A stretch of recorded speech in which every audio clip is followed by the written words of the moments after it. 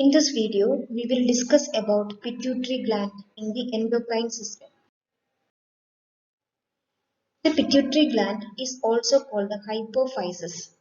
It is a major gland of the endocrine system. It secretes hormone that control the action of other endocrine organs and various tissues around the body. So it is called as the guardian gland. Why pituitary is called as the guardian gland? It secretes a number of hormones and these hormones control other endocrine organs and various tissues around the body. The other name of pituitary is hypophysis. Coming to the structure of anatomy of pituitary gland. Anatomically, the pituitary gland is a two-in-one structure. The pituitary gland has two-in-one structure. It means there is anterior pituitary and posterior pituitary. Anterior pituitary is different from posterior pituitary in embryonic origin and function. In other words, anterior and posterior pituitary part have different embryonic origin and function. So it is called the two-in-one structure. About the anterior lobe of pituitary. The other name of anterior lobe is adenohypophysis. It is composed of glandular epithelium and this part secretes a number of hormones. Here you can see the number of hormones TSH, ACTH, FSH, LH, ICH, GH, PRL. About these hormones you will study in detail in the physiology of endocrine system of pituitary gland. Anatomically, this lobe is further divided into three parts: pars anterior, pars intermedia, and pars puberalis. The pars anterior is the largest part. It is responsible for hormone secretion. These are the hormone of anterior lobe and that is secreted by pars anterior. Pars intermedia is a thin epithelial layer. It separates pars anterior from posterior lobe. Pars puberalis is an upward extension of pars anterior and it surrounds the infundibulum. In this picture you can see the different parts of anterior lobe. As we have seen already, pars anterior is the largest part. This part secretes the hormones of anterior pituitary. Then there is pars intermedialis. This is an epithelial layer. It is separate pars anterior from posterior lobe. This is the posterior lobe. Then the third part is called the pars puberalis. It is the extension of pars anterior around the infundibulum. This is the infundibulum. So this is the extension of pars anterior around the infundibulum, pars puberalis.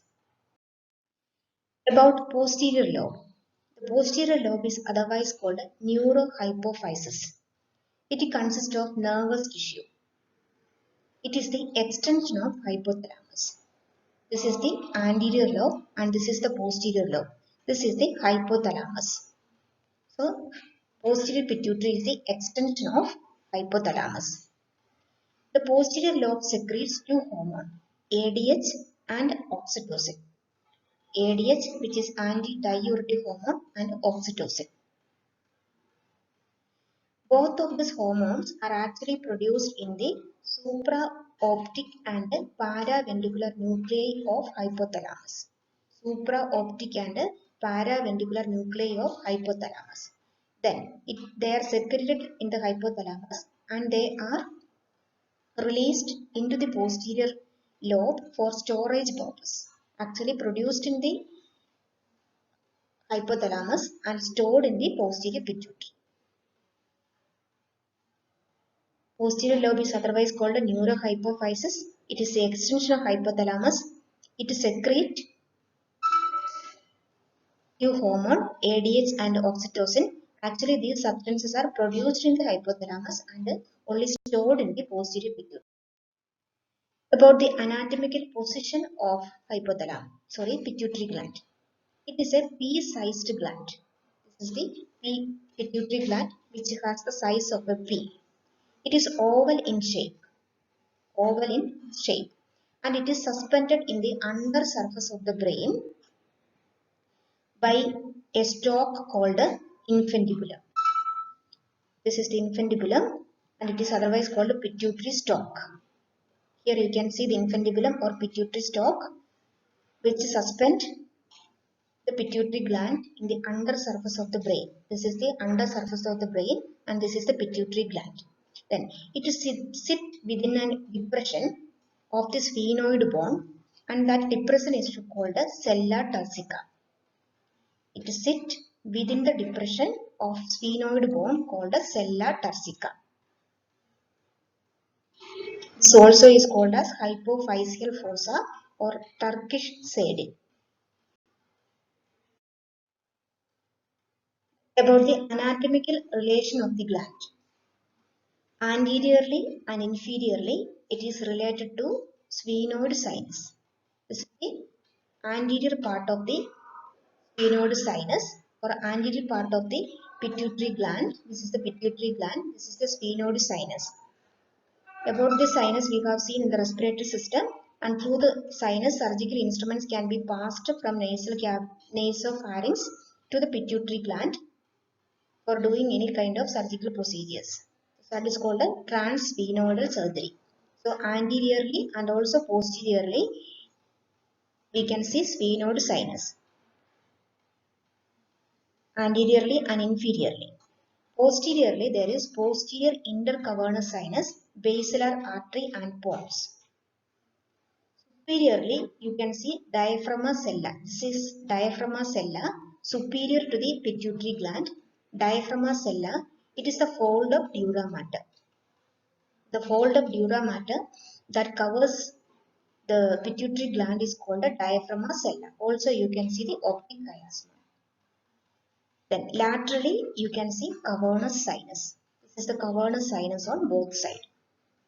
The key anatomical relations include anterior and inferior sphenoid sinus, lateral cavernous sinus, superior diaphragma sella and optic chiasma, and posterior intercavernous sinus, basilar artery and pons. The pituitary gland has complex and unique arterial supply. The anterior lobe and the posterior lobe has same venous drainage, that is through anterior and posterior hypophyseal veins. Both lobes have same venous drainage through anterior and posterior hypophyseal veins, but they have individual arterial supply. About arteries of anterior pituitary. This part receives arterial supply from superior hypophyseal artery. You can see the artery here, superior hypophyseal artery. First it gives off a branch to the hypothalamus and form hypothalamic capillary network. Then it reaches anterior pituitary lobe and form anterior pituitary capillary network. This network, hypothalamic capillary network and anterior pituitary capillary network, is together called a hypothalamo-hypophyseal portal system. It is anatomically very important. The neurotransmitters are secreted in the hypothalamus that reaches anterior pituitary via this portal system. Thus, the neurotransmitters, after reaching in the anterior lobe, it controls the secretion of hormones by the anterior lobe. The anterior pituitary, the blood supply is through superior hypothalamic hypophyseal artery and it forms hypothalamo-hypophyseal portal system. Through this system, the neurotransmitters reaches the anterior pituitary and control the secretion of hormones. Coming to the vasculature of posterior pituitary. Many arteries supply posterior pituitary. The major vessels are superior hypophyseal artery, infundibular artery and inferior hypophyseal artery. You can see inferior hypophyseal artery here. Coming to the clinical significance of pituitary gland. There is a condition called pituitary adenoma. It is the tumor or neoplasm of the pituitary gland.